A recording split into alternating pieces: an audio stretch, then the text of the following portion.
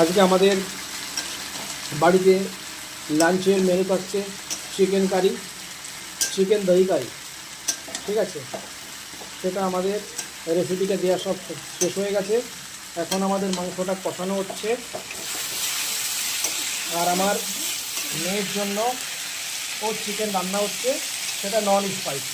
ঠিক আছে, আমার মেয়েটা স্পাইসি তো খেতে পারে না, তাই আমার শালি আমার মেয়ের জন্য নন স্পাইসি চিকেনটা রান্না করছে। আর আমি এদিকে আমাদের স্পাইসি দহি চিকেন কারি তৈরি করছি। সব কিছু দেওয়া হয়ে গেছে।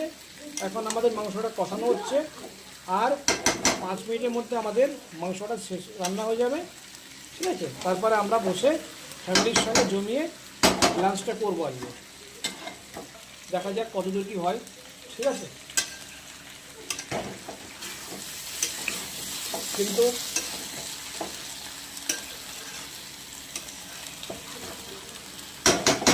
আবার রাতে একটা মটনের আয়োজন করা হচ্ছে। দেখি মার্কেটে যাই, গিয়ে দেখি কতদূর কী করা যায়।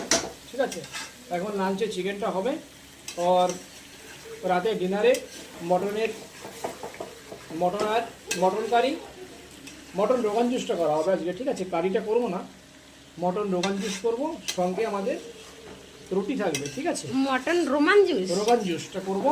হ্যাঁ, বিকালে দেখি যাবো, বিকালে গিয়ে মটনের রেসিপিটা রাখা হয়েছে আজকে, সেটা রাতে ডিনারে করা হবে। ঠিক আছে।